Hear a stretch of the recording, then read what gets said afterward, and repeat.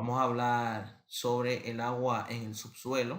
Hemos estado hablando eh, prácticamente lo que va del año y todo este cuatrimestre sobre el agua y los problemas relacionados con el agua.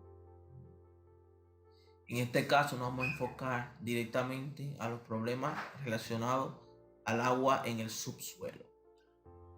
Recuerden hacer comentarios en la parte de abajo. Si tienen alguna pregunta, dejen su comentario ahí.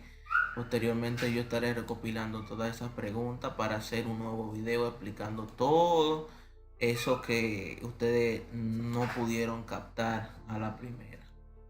En el correo que le enlacé el link de este video también está la hoja de tarea. Inmediatamente terminemos esta explicación, pueden hacer la hoja de tarea que tiene un valor de 10 puntos para que no pierdan la costumbre. Para entender qué es el subsuelo y por qué el agua se almacena en este lugar, hay que entender qué es el suelo y de qué. Recuerden que el suelo es una mezcla de componentes, una parte orgánica, tiene también un componente mineral que son fragmentos de rocas, también tiene agua, tiene aire.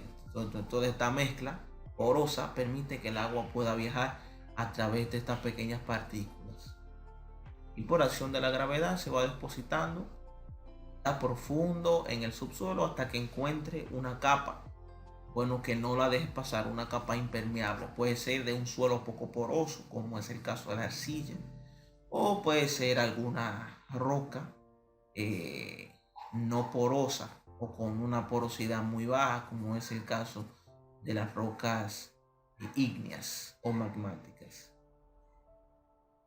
Miren aquí las partículas que componen el suelo.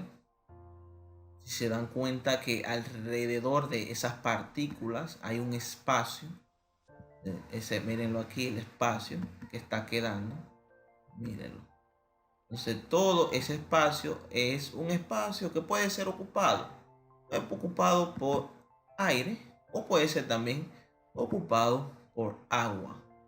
Fíjense que el agua que cae puede ir bajando aquí alrededor, pasando por esos pequeños capilares, son pequeños espacios que van quedando ahí entre partícula y partícula hasta que se van depositando por acción de la gravedad, se van depositando en el fondo.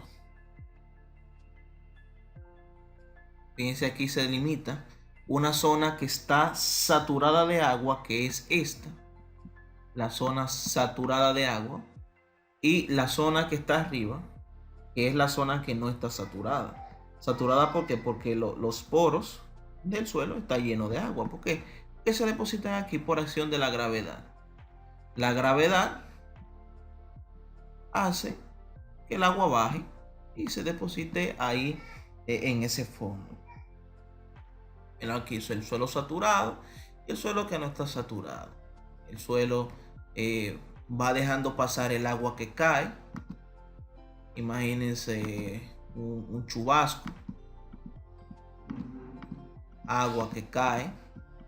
Esa agua que cae va comenzando a pasar a través, se va abriendo camino a través de esas rocas. Se pueden quedar también aquí acumuladas por capilaridad, porque recuerden que el agua puede adherirse a cierta superficie por adhesión y puede subir y bajar por esa superficie dependiendo del grosor. Si el grosor es pequeño, hablando de un capilar, puede quedarse ahí, incluso subir y bajar. Y recuerden que las raíces aprovechan este mecanismo para absorber el agua. Bien, una vez entendido esto, el acuífero, ¿qué es entonces? El acuífero es un almacén de agua. Un almacén que está por debajo del suelo. Entonces, este que está aquí es el suelo. El suelo es la parte superior de la corteza terrestre. Ya ustedes saben que es donde nosotros pisamos, donde están las plantas, etcétera, etcétera. Ese suelo, por debajo de eso, se le llama entonces subsuelo porque está debajo de. Entonces, el agua se va acumulando en el subsuelo por la porosidad que tiene. Por los poros, en esos poros se van saturando de agua, se van llenando. También puede acumularse en poros de rocas y en grietas. Imagínese una gran roca con una gran grieta. Entonces el agua va bajando y se va acumulando en esas grietas. Y eso es un acuífero, es una acumulación de agua en el subsuelo. Bien, continuando con la clase, eh, vamos a ver distintas categorías de acuíferos y vamos a ver cada una de sus partes. Vamos a comenzar con la zona de recarga. La zona de recarga es el lugar de la superficie que permite que el agua se infiltre y vaya llenando los acuíferos. Si se dan cuenta, esta es una zona de recarga, porque esta zona que está hecha de suelo permite que el agua se infiltre y pueda llegar al acuífero, al igual que toda esta zona que está aquí. Toda esta zona es una zona de recarga, porque cuando el agua cae, el agua lo que hace es que se infiltra y se deposita en el acuífero. Eso se llama zona de recarga. Algo bien importante que cabe resaltar, que hay situaciones, actividades humanas que interfieren en este proceso. Y cuando hablo de interferir es que impiden que los acuíferos subterráneos se recarguen. ¿Por qué razón? Porque cuando yo tomo una superficie y la pavimento, por ejemplo, le pongo asfalto, le pongo concreto, estoy impidiendo que el agua se infiltre. Entonces, ¿qué va a pasar? Como yo pavimenté esto, cuando el agua quiera pasar, no va a pasar. Lo que el agua va a hacer es entonces que se va a escurrir por la superficie y no le va a dar tiempo entonces de infiltrarse y llenar el acuífero. Entonces lo que el agua va a hacer es que va a arrastrarse a su paso hasta llegar a un lugar donde se pueda infiltrar. Pero ¿qué va a pasar? Si yo tapo todo eso y lo cubro de asfalto, entonces ¿qué va a pasar? El agua se va a escurrir y no le va a dar tiempo a infiltrarse, provocando así también inundaciones. Eso puede llegar a ocurrir. Tenemos dos tipos de acuífero. El acuífero libre está separado del acuífero cautivo por una capa confinante. Una capa confinante es una, como dice su nombre, una capa que delimita el acuífero libre y cautivo. Esa capa confinante puede estar hecha de una capa de suelo no poroso, como es el caso de la arcilla, o puede estar hecho de una roca ígnea, que son en su mayoría las rocas que no son permeables, que son muy poco permeables. Siendo así, se le llama acuífero libre porque es el que está más cerca de la superficie y es de más fácil acceso. ¿Por qué razón? Porque para yo llegar al acuífero cautivo tendría que pasar la capa confinante.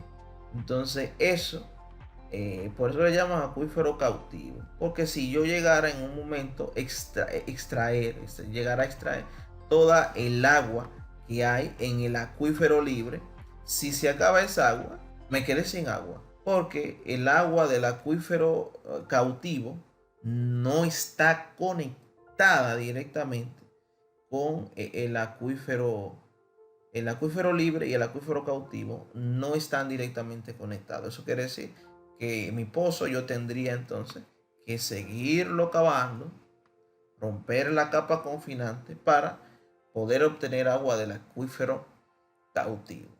Otro concepto que aparecen aquí, se pueden dar cuenta, es el de nivel freático y capa freática. Ojo, la capa freática y el acuífero libre es lo mismo. El acuífero libre y la capa freática lo mismo. La capa freática es la zona saturada del subsuelo más cercana. Estamos hablando de unos 30, 40 metros de profundidad a lo máximo. En el caso del nivel freático, entonces sería hasta dónde llega esa agua. Véanlo aquí. Ese es el nivel freático. Hasta donde llega. Puede estar aquí, puede estar aquí, o como puede estar aquí, o como puede estar aquí, dependiendo la demanda y la recarga. O sea, qué tanta agua se le saque o qué tanta agua entre al acuífero. Aquí también hay un concepto muy interesante, que es el de pozo artesiano surgente y el de pozo artesiano no surgente. Primero, un pozo artesiano es un manantial. Un manantial es un lugar donde brota agua de un acuífero. ¿Por qué el agua brota? El agua brota porque la presión del acuífero es mayor a la presión atmosférica.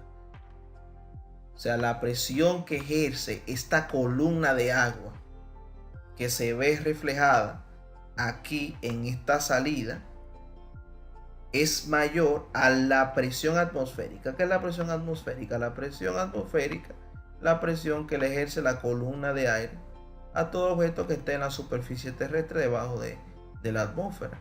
Entonces, fíjense que aquí, entonces, la presión atmosférica no es suficiente para contrarrestar la presión que está ejerciendo el acuífero. Entonces, esa presión que está acumulada dentro de ese fluido, lo que está haciendo es que está saliendo por aquí.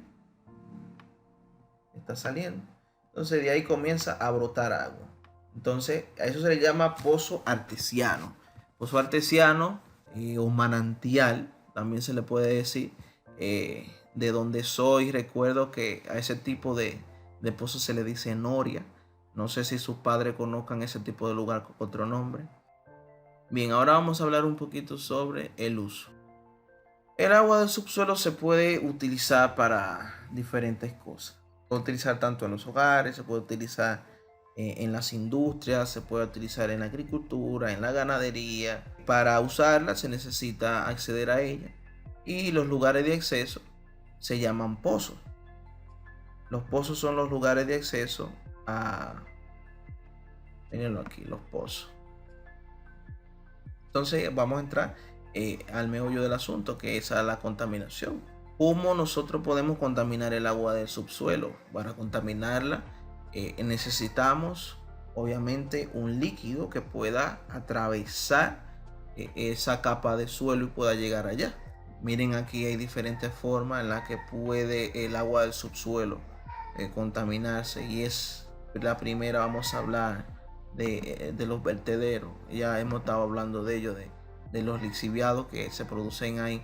Esos lixiviados se filtran de manera no intencional, porque realmente el Estado no está proveyendo eso, que ese lixiviado se produzca. Ese lixiviado lo produce la basura y se va pues infiltrando en el agua hasta que llega aquí y comienza a contaminar. También están los alcantarillados, que la mayoría de ellos sí son intencionales, bueno, porque realmente al final de las alcantarillas no hay un lugar donde se trate el agua. Lo que se hace, bueno, que se tira así libremente y el agua lo que hace es infiltrarse y llega a un acuífero y lo contamina.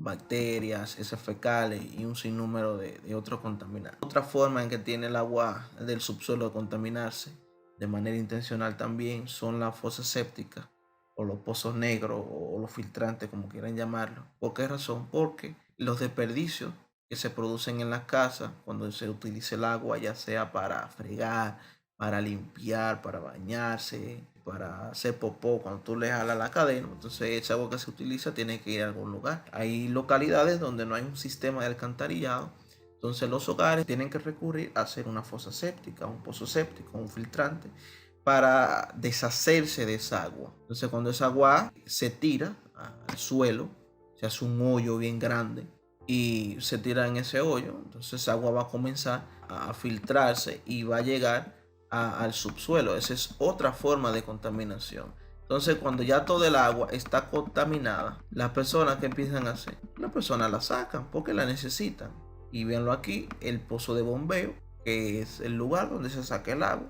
Bueno, entonces el agua contaminada va a comenzar a salir por ahí, y el agua entonces que los ciudadanos van a comenzar a ingerir va a ser agua contaminada.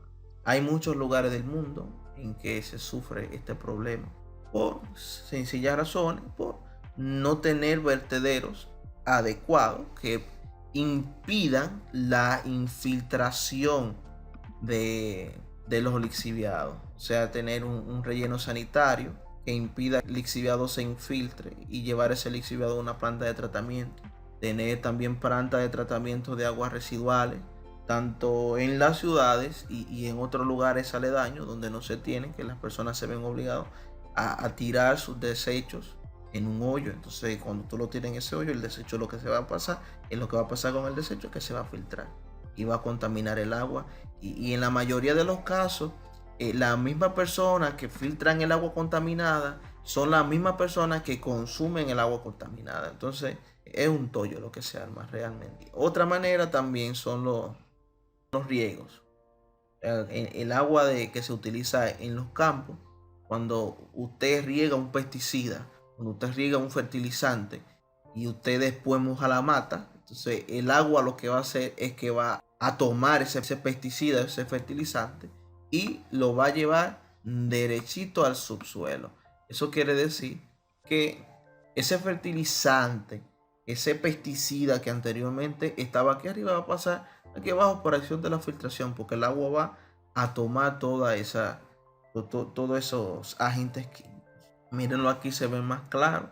Aquí, si se dan cuenta, miren, el vertedero comienza a filtrar lixiviado, comienza a contaminar el río, comienza a contaminar el agua subterránea, y posteriormente las casas que se abastecen del agua del subsuelo lo que están haciendo es consumir agua contaminada, o simplemente no tener un control de la situación. Miren, el agua del subsuelo sufre muchos problemas y no todos son por la introducción de agentes nocivos que alteran la calidad del agua. También tienen problemas cuando se saca demasiada agua del subsuelo. También hay problemas. ¿Por qué hay problemas? Porque el subsuelo tiene una relación intrínseca con las aguas superficiales. O sea, el agua de los ríos y el agua de los acuíferos está directamente conectada. Tenemos 3 imágenes para explicarles lo que pasa. Yo tengo mi imagen 1, tengo mi imagen número 2 y tengo mi imagen 3. Fíjense que aquí yo tengo la parte más naranja. Ese es mi nivel freático. Véanlo aquí, mi nivel freático. Miren cómo va variando en cada una de las imágenes.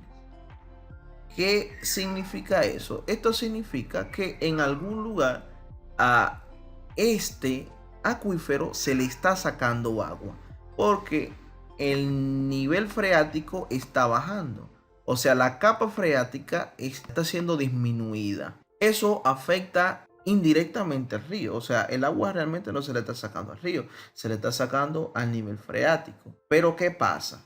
Fíjense que en la primera imagen aquí, el agua que tiene el nivel freático es tanta que lo que hace el nivel freático es que aporta agua al río. O sea, aporta, ¿por qué? Para hacer que el nivel freático y el nivel del río estén igual. O sea, aquí como la cantidad de agua del río y la cantidad del nivel o sea, la cantidad de agua en la capa freática, hay un equilibrio.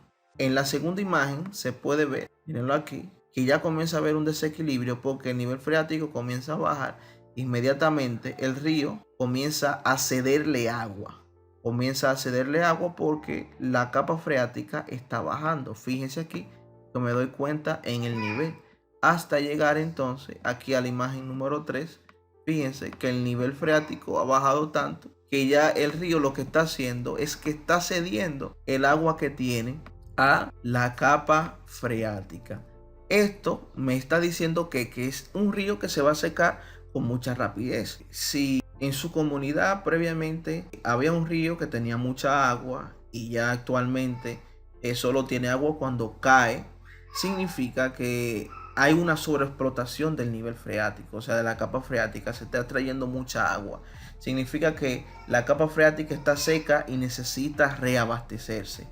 ¿Por qué razón? Porque cuando la capa freática está seca, el agua que lleva el río lo que hace es que se va a infiltrar. Entonces, por más agua que lleva el río, lo que va a hacer es que se va a secar a la larga, porque fíjense aquí, el suelo está seco.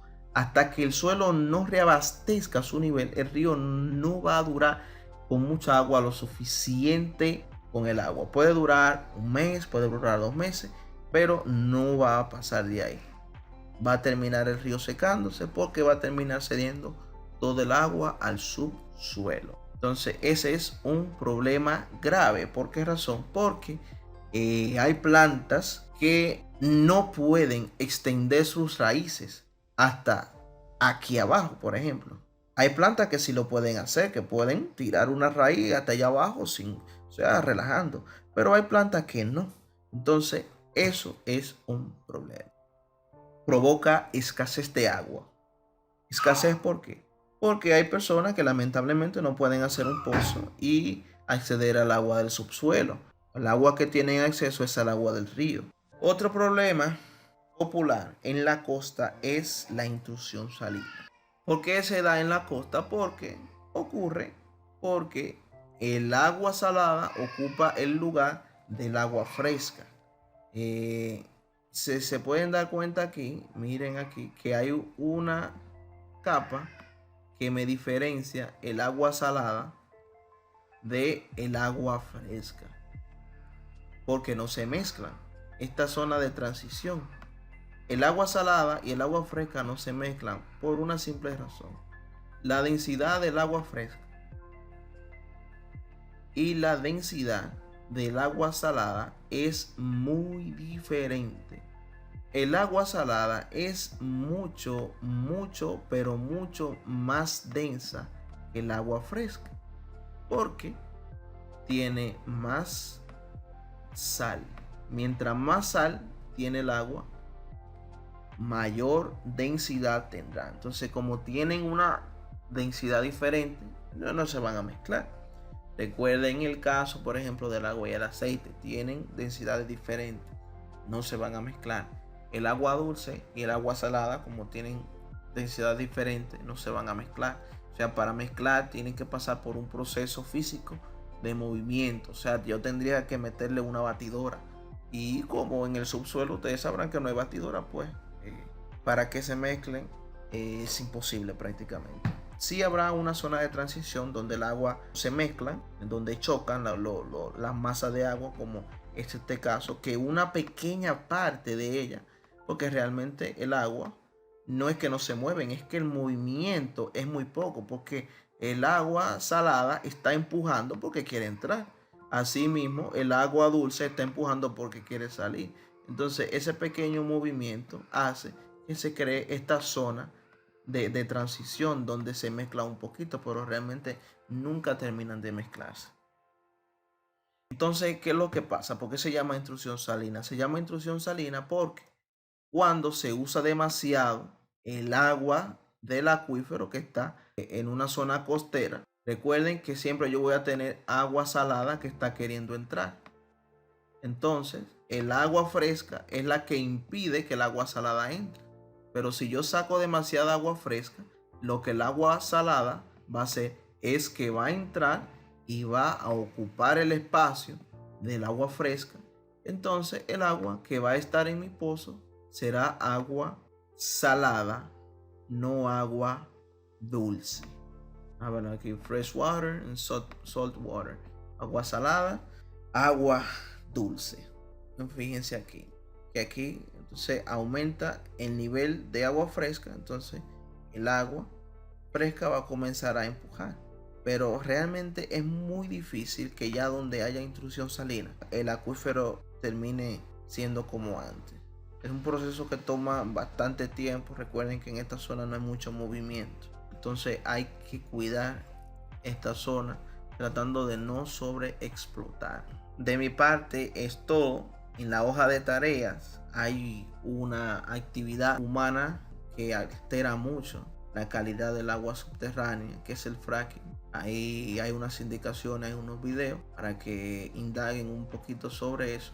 Recuerden, si tienen preguntas en el video, pueden hacer el comentario. Eso es todo por hoy. Muchas gracias. Si tienen alguna otra duda particular, también la pueden hacer llegar a través de las redes, vía correo, WhatsApp. Pasen feliz resto de la semana.